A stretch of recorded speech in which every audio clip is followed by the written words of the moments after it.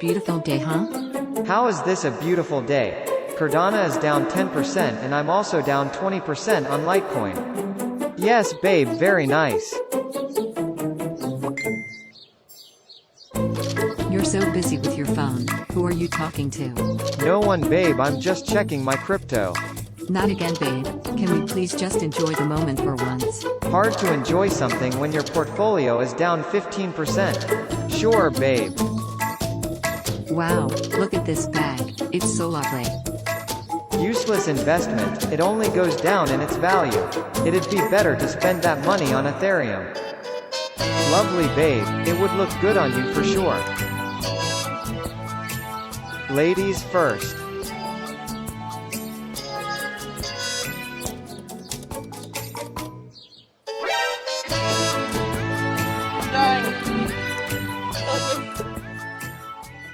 What shall we order for drinks? I'm going with water. Water? Why? Have you seen these prices for a glass of wine? $10 for one glass is crazy. We're in a restaurant, babe. Come on. I'll go with a glass of red wine.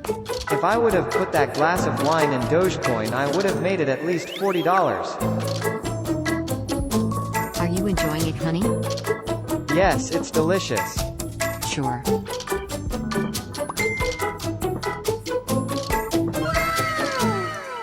Oh my god. How about a bottle of champagne for our 3 years anniversary? We need to celebrate life because it's beautiful. But the other moment you said, Waiter, can we have a bottle of champagne? Drink it. this is really nice of you, honey. I love this drink. You're welcome. I just made a lot of money on a crypto coin. Oh, you are busy with crypto again? How much money did you earn? Well, yesterday it was like $1,500. But it lost some value this morning. Then before I ordered the champagne, it suddenly pumped up to like $1,600. And did you already sell it? No, I didn't. Maybe it will grow further. So how much is it worth now? I'll take a look.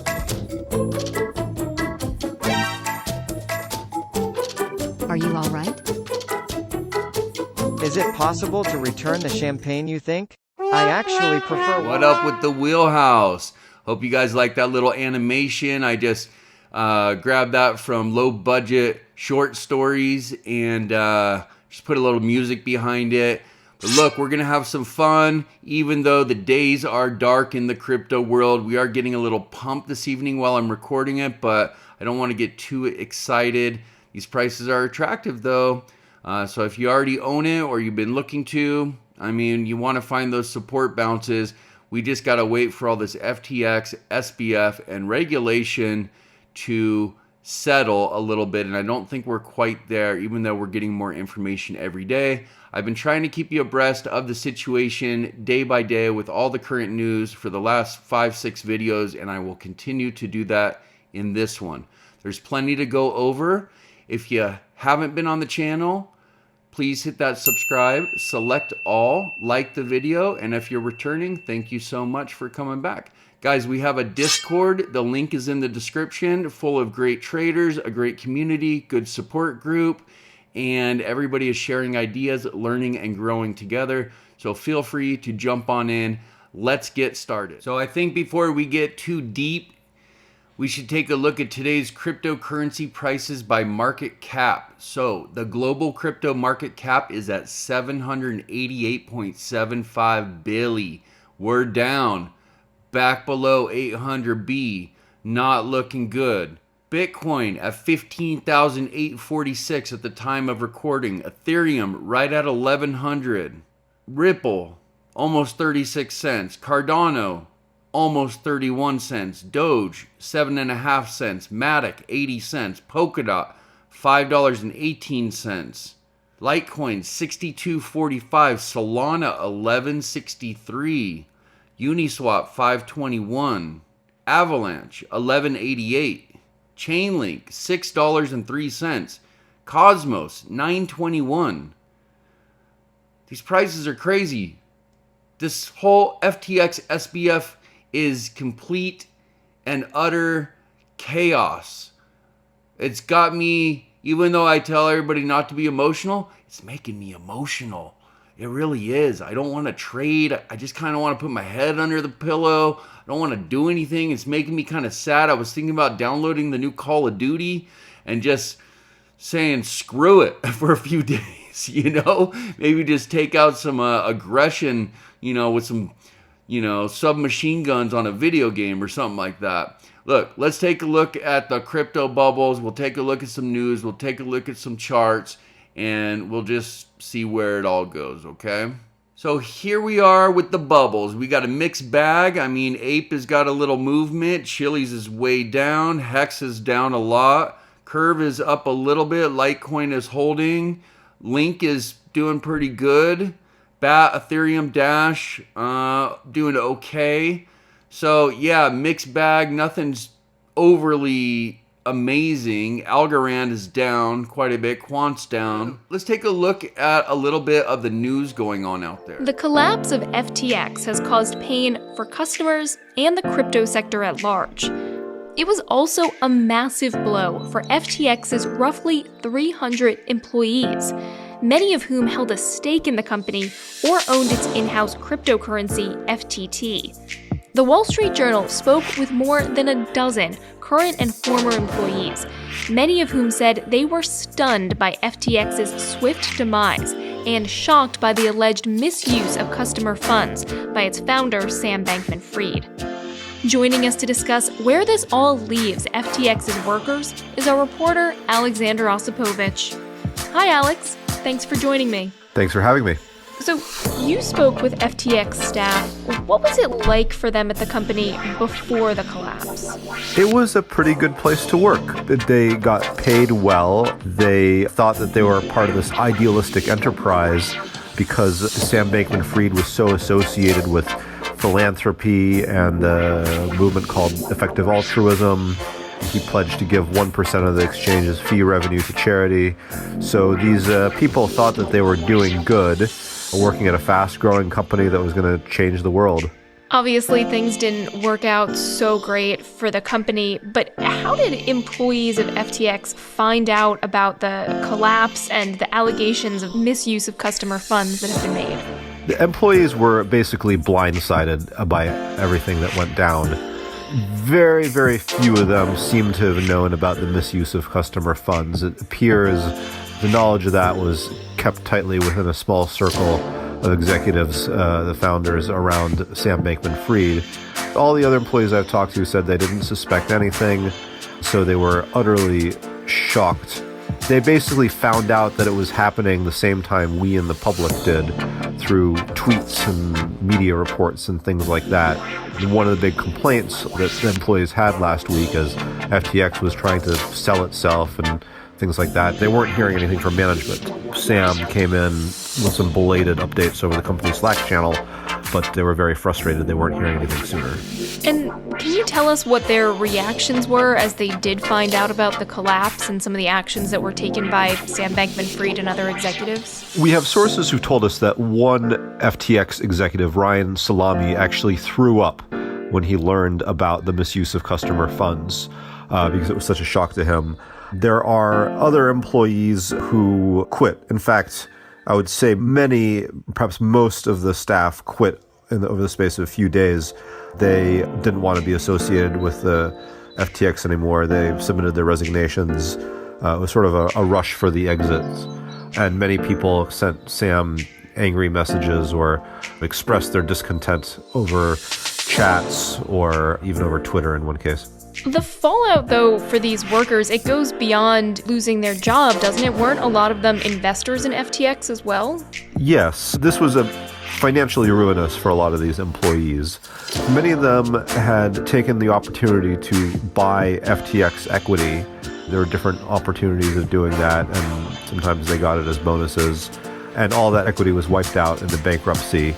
In addition to that, some of them actually were big holders of the FTT token, which is a cryptocurrency created by FTX itself that has almost completely collapsed in value during all these events. And lastly, many of the international employees actually were paid by direct deposits to FTX. So instead of getting direct deposit to the bank, they got paid by deposits to the exchange, FTX.com. And so when FTX.com froze to its customers, the employees also couldn't withdraw their money. FTX has its headquarters in the Bahamas. Is this the case both for the expats who were working there and for the Bahamians who were employed by FTX as well? Well, the collapse of FTX had somewhat different impacts on the expatriate employees in the Bahamas and the local hires. The local hires were excited about this new industry that was coming to their island, and some of them spent thousands of dollars to buy FTX equity, but generally they weren't in senior roles. They were in sort of logistics, compliance in some cases, and they were, of course, very disappointed by the events that happened. In the case of the expatriate employees, these are usually people who are fairly well off or successful in their own right, and they essentially responded by leaving the island. Some of them had trouble as they were leaving. For instance, they had FTX credit cards, and the credit cards in some cases were declined as they were trying to fly out of the Bahamas to go back to New York or Hong Kong or other places. You know, a lot of customers really put a ton of faith and trust in Sam Bankman Fried. He was seen as this sort of good voice for the crypto industry before this all happened. What was his reputation like inside the company? And, you know, how are employees feeling about that changing now? So I would say inside the company, generally people believed that he was a good guy. The sort of myth that you've seen about him outside was true inside the company. They thought that he was driven by ethics and philanthropy, and he and his sort of inner circle talked a lot about effective altruism and maximizing the value of the things that they were doing. There were some kind of quirks that I think weren't really apparent to the outside. He wasn't always the best manager. He ran a very flat organization. And so as FTX grew, he became kind of this bottleneck, and everybody needed to get Sam's approval to do anything. And sometimes he was kind of unresponsive. And there was also, I think, some resentment of some of the inner circle around him as having too much power. But on the whole, I think that people were generally pretty happy to work there. So what's the future then for workers who have left FTX and for those who've stayed with the company? My understanding is not that many people have stayed with FTX. There are a small number of people who are helping to wind down the business and help the new leadership of the company that was put in charge after the bankruptcy proceedings began. The people who have left, I think, will have something of a challenge because their reputations have been tarnished. Even if they knew nothing about the misuse of customer funds, they feel like they now have this big toxic patch on their resume. They're also worried about potentially being targeted in lawsuits and investigations and things like that, and are fearing that that might consume their lives for the next few years at least. Yeah, a little inside peek, speaking with some of the internal ex-FTX employees, how they're feeling. You know, they were blindsided. You know, the bankruptcy hearings are starting. We're going to find out who's listed, who's owed, what the structuring is going to look like. We're going to find all this stuff out very soon this week, and that's when we're going to know a little bit more on the direction of crypto. So you may have noticed that I put a Twitter and an Instagram up during that clip. You can search Wheelhouse Trading on both, and you can subscribe to Twitter, Wheelhouse Trading, and you can subscribe to Instagram. Instagram is still private. It has 135,000 followers on there right now, and it still has pictures from one of my other businesses. I have about 7 Instagrams, all with different businesses. So I'll be taking those pictures down and then making it public, and then starting to upload every day to both Twitter and Instagram as well. So please go to Twitter and Instagram and subscribe, guys, to stay up to date. Now, I want to go through some on-chain data that is very important to look at pertaining to whale activity and what's going on across the board on-chain data. Let's take a look. It says, uncertainty amongst whales and old hands. As the dust settles following the FTX fallout, and with a few more weeks of data available, we are able to assess whether recent market weakness has shaken the confidence of Bitcoin holders. The market continues to consolidate this week, however, did trade down from the early week high of $17,036 to close at $16,248. one of the lowest closing prices of the cycle. We're going to take a look at exchange outflows, which have continued to break historical records, whales who are more than likely underwater on their positions in aggregate, and long-term holders whom are currently spending coins at a historically significant rate. So here it says coins flood out of exchanges. Outflows from exchanges and into investor wallets of almost all sizes have been historical in scale as Bitcoin holders seek safety in self-custody. As a result, the 30-day net position change of all exchange balances has reached a new all-time high for outflows this week. Bitcoin is currently flowing out of exchanges at a rate of 172.7 thousand Bitcoin per month, eclipsing the previous peak set following the June 2022 sell-off.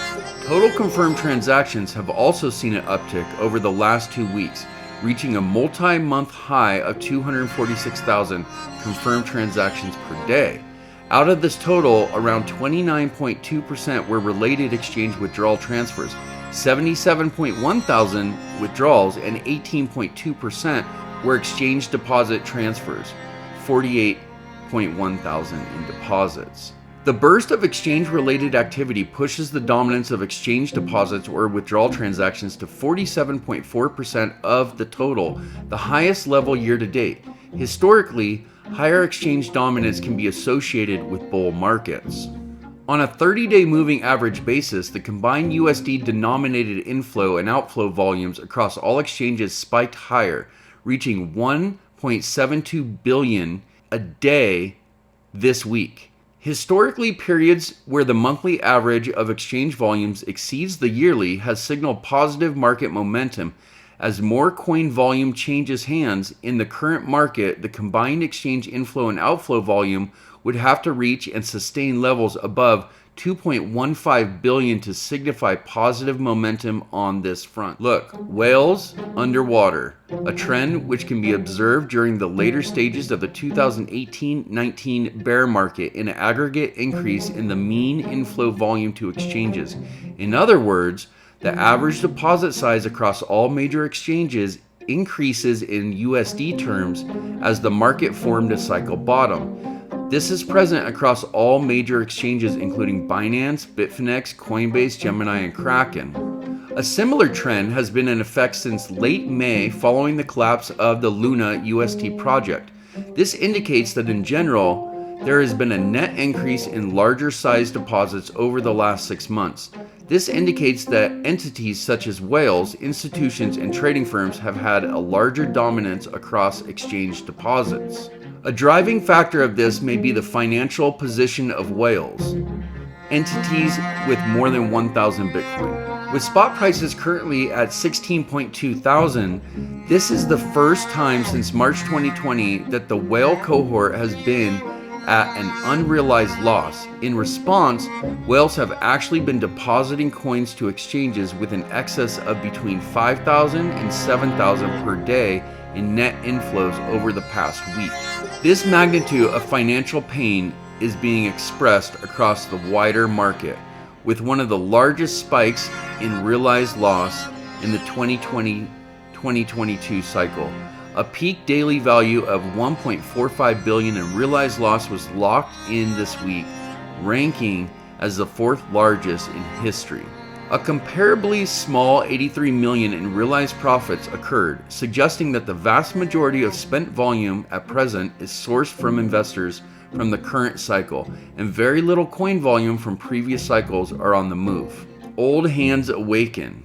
There's an uptick in spending by Bitcoin longer-term holders.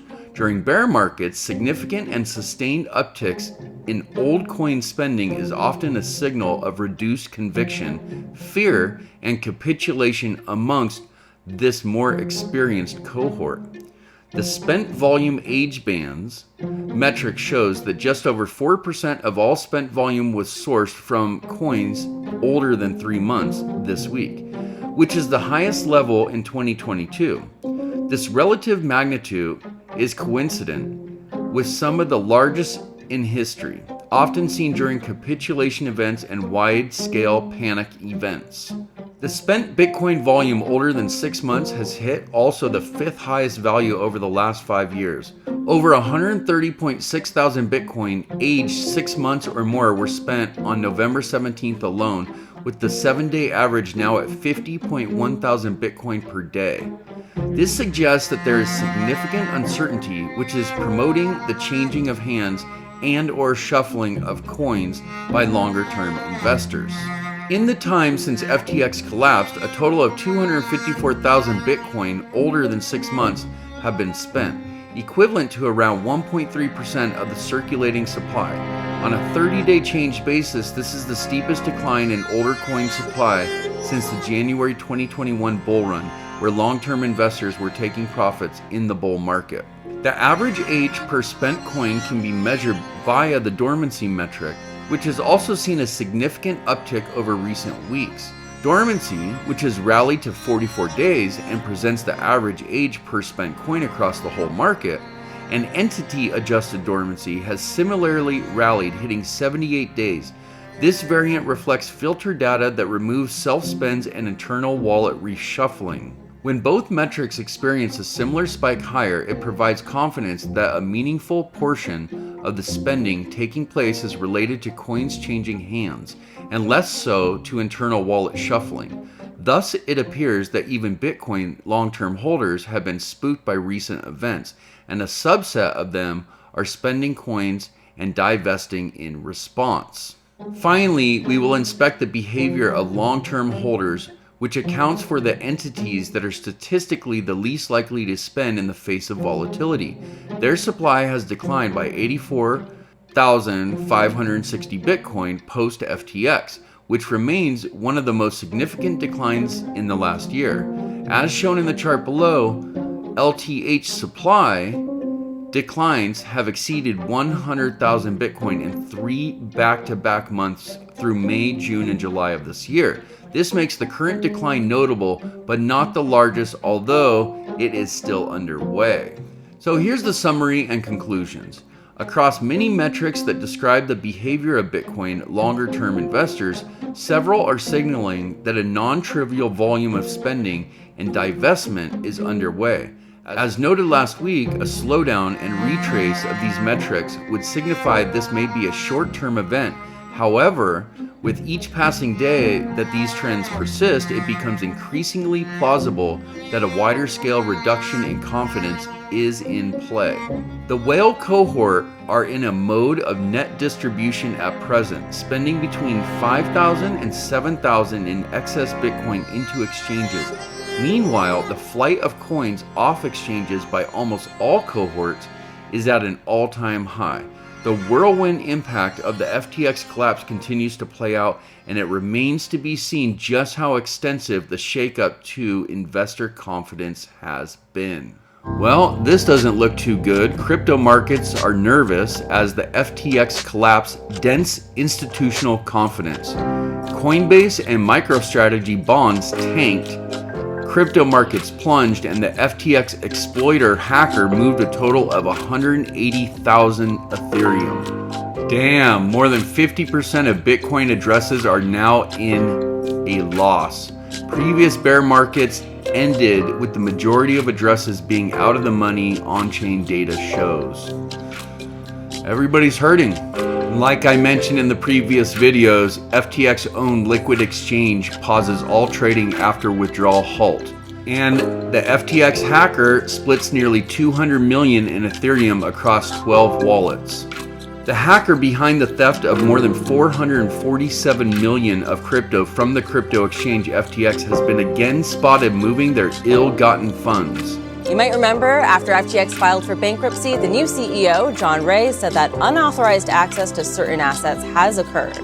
Blockchain analytics firm Elliptic estimates that around $477 million worth of crypto was stolen from the collapsed exchange and converted into different digital coins, with most of it changed into Ether. The co-founder of Elliptic told CNBC that the hackers were using a common tactic, converting the Ether into a crypto product called RenBTC, which is then being converted into Bitcoin via a bridge, bypassing centralized exchanges in the process. According to Reuters, a court filing revealed that FTX has a total cash balance of $1.24 billion, which a consultancy firm advising FTX noted is, quote, substantially higher than previously thought.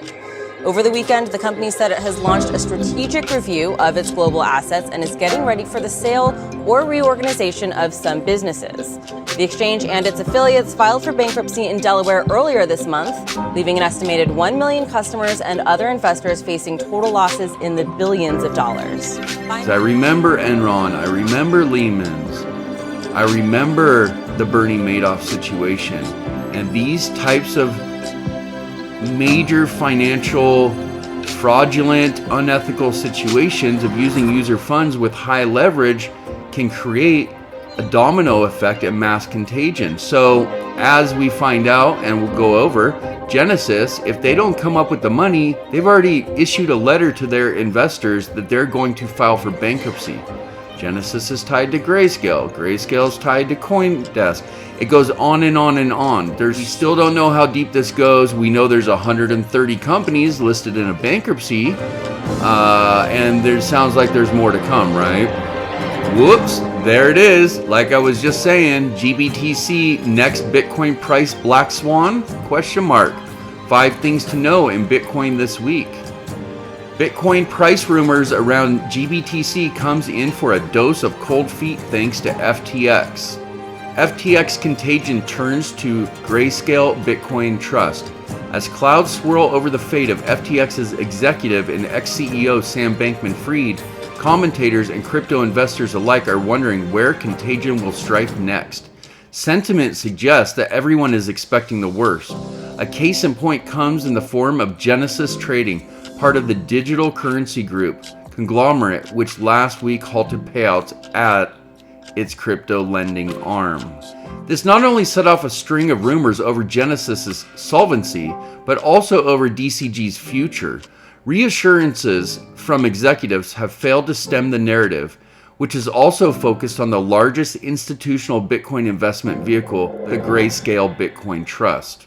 And the FTX crisis leads to record inflows into short investment products.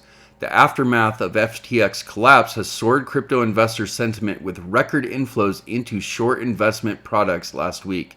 And when it rains, it pours. Hashflare founders arrested in astounding $575 million crypto fraud scheme. The Hashflare founders have been charged for their alleged involvement in a crypto fraud and money laundering conspiracy. The 2 founders of the now defunct Bitcoin cloud miner Hashflare have been arrested in Estonia over their alleged involvement in a $575 million crypto fraud conspiracy.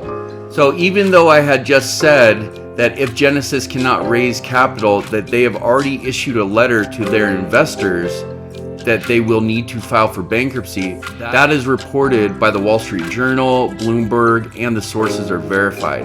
But here in this article, it says Genesis denies imminent plans to file for bankruptcy.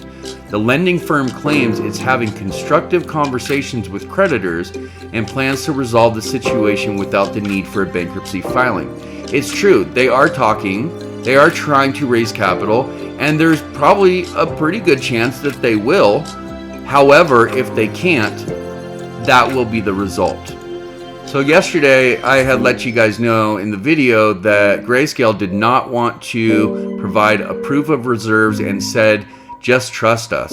So right here's a new article. It says Grayscale holds 635,000 Bitcoin as Coinbase custody reveals holdings. Spotlighted investment vehicle Grayscale holds roughly 10 billion worth of Bitcoin after failure to produce proof of reserves. Oh, you didn't believe me? Well, here's a report that says exactly what I was just saying. Genesis will go bankrupt without fresh funding. Even though they're saying they're not going to and they're talking to people, that's true. But if they don't get the money, they might not have any other choice. Genesis is yet to receive a critical investment to recover from FTX's collapse and is now considering following the defunct exchange to bankruptcy. And now Coinbase, more of this contagion, their shares reach another all-time low of $40. The top stock of America's only publicly traded crypto exchange is crumbling in the wake of FTX's bankruptcies.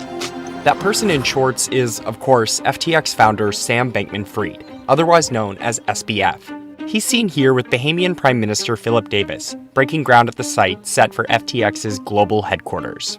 The arrival and presence of FTX underscores the readiness of the Bahamas to be a home for global leaders in the crypto space. But now, that land sits empty. The celebrated project, abandoned. So what made the Bahamas so appealing to FTX in the first place?